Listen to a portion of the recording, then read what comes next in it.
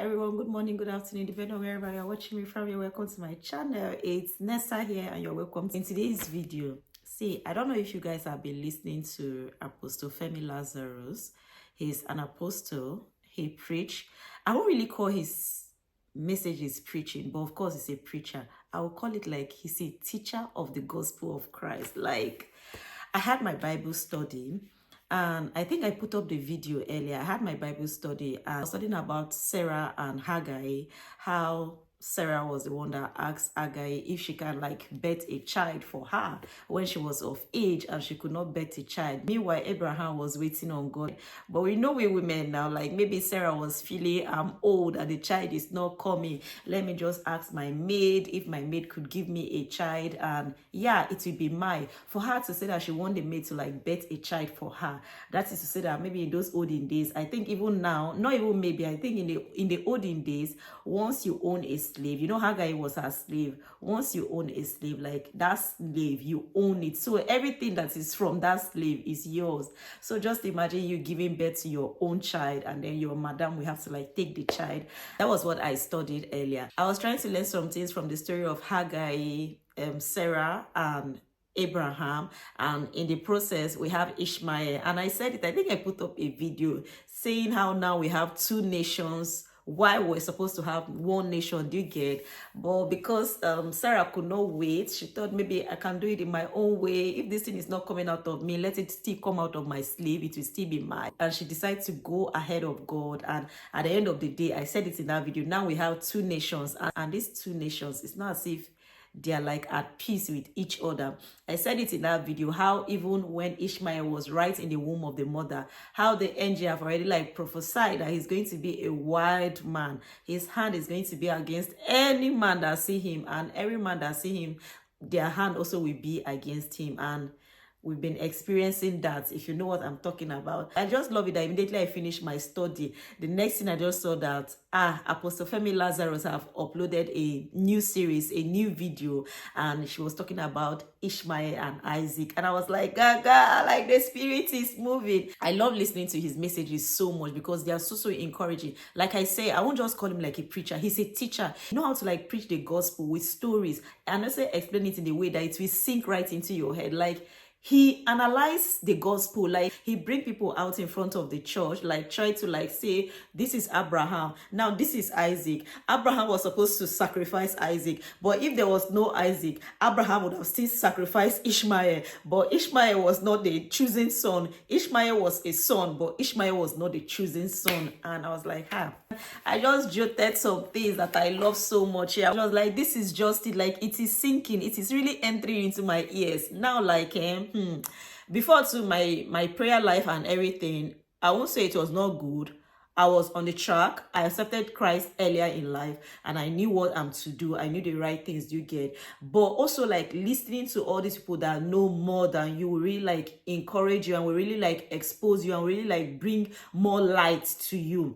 When I see people saying that I don't want to go to church again, I can like listen to a gospel online or stay at home and all that, and I'll say, see, it's not all about you knowing how to like just, I don't need to go to church, I have to like just pray. God is everywhere. You have to learn. Like someone has to like tell you the gospel truth. Someone has to like explain a passage. Maybe the way you explain that passage of Bible, it might be different from the way another person will explain it, and you will now see the light in that angle from where that person is coming. It is through this Apostle Femi Lazarus that I know that, yes, I know that Bible verse of call those things that you want as if they are not. Like when you are praying, you get. We always say it and all that. Maybe we say, God, I want blessing. God, I want you to bless my family. I want you to prosper me.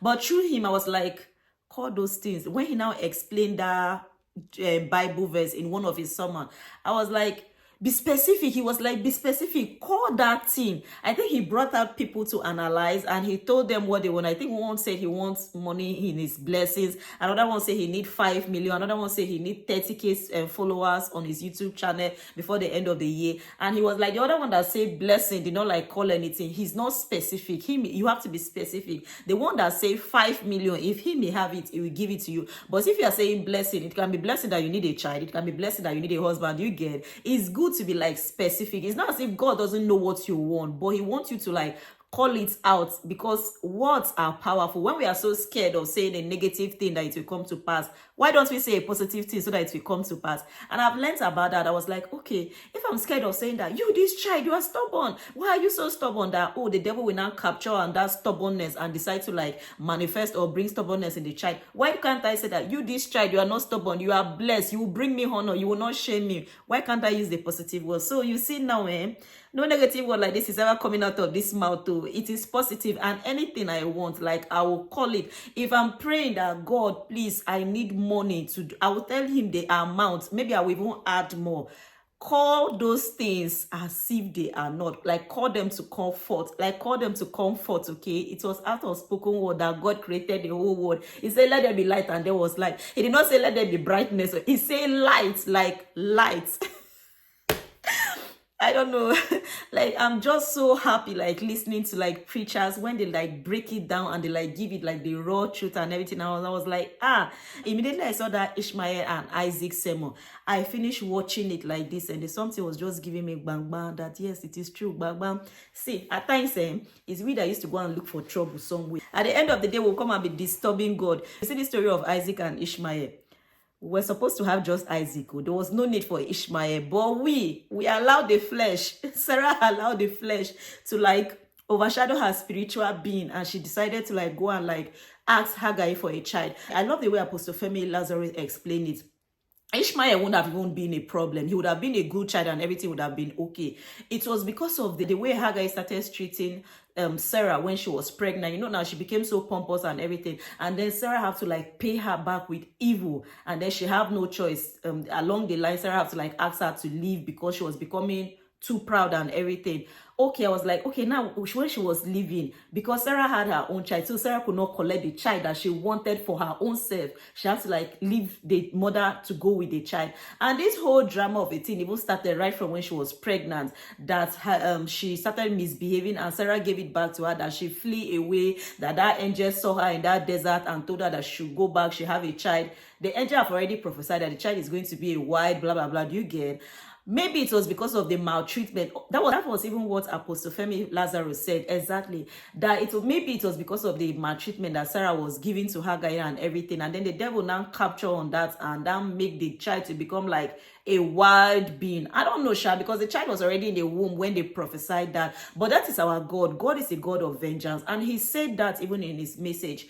If we feel like, oh, I am the righteousness of God, I am in Christ, therefore everything is okay, I'm covered, and so it will still you that you are in that righteousness of God. If you now do any mistake and you now maltreat someone, maybe the poor or the widow, like God is going to like visit you with vengeance in double fold. You get, because He said that He's God of the fatherless, He's God of the motherless, He's the husband to the widows.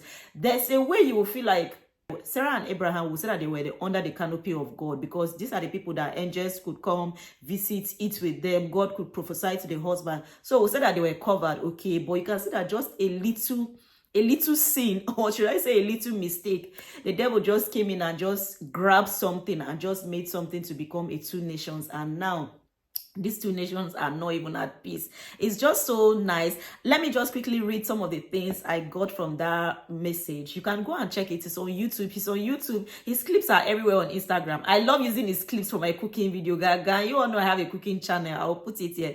I love using Apostle Femi Lazarus messages, clips. Even though if nobody has ever used the audio, if I click on it and I'm the first to use, I used to use it because his preaching, his messages are what we need in this generation. So in that Isaac and Ishmael's teaching that he did, I picked some things that I like so much. Let me go to the last one I used on one of my cooking videos. Like when I finish using the sound, I always like write something on that when I have time. The ability to stay consistent in living right and teaching right plus humility is difficult to blend. I stopped there because I didn't want it to be so long. And I went on and I said that we all have betted Isaac and Ishmael. May we bet just one Isaac or one Ishmael. Choose the one you want to bet and bet. Don't come and bet two nations and then at the end of the day it will now become drama. Like, do you get? All this whole drama is because Father Abraham ended up betting Isaac and Ishmael, and both of them are his children. Both of them are great. That is why we have these two nations. That is just it.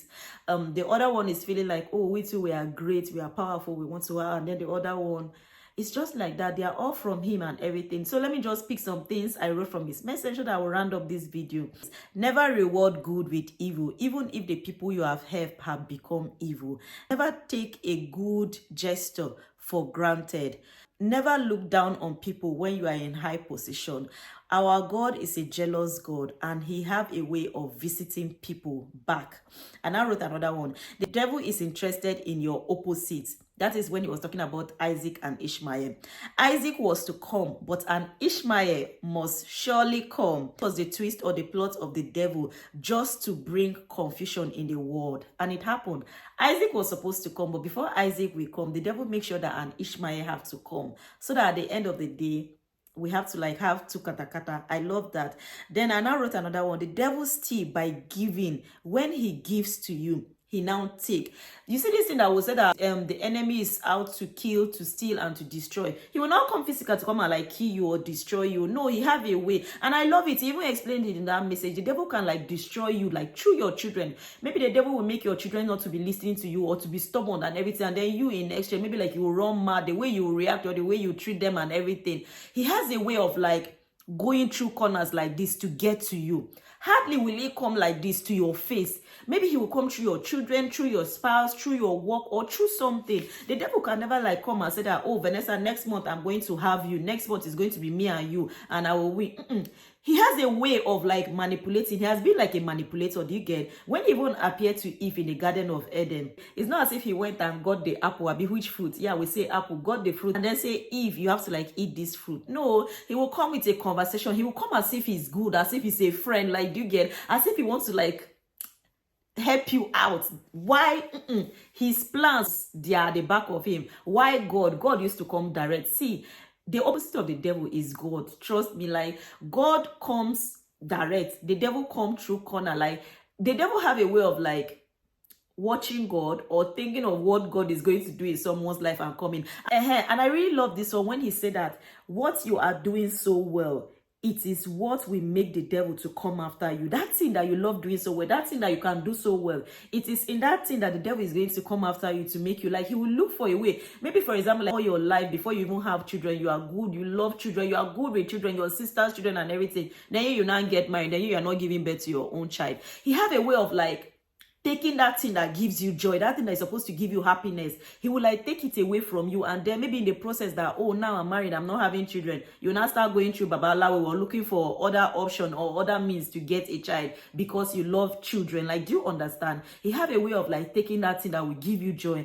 and then making you to like come to him to source for joy. This joy that we have free you. I am the righteousness of God. You are the righteousness of God. The devil have a way of taking what is yours and then making you to come and anything you are struggling to get in life.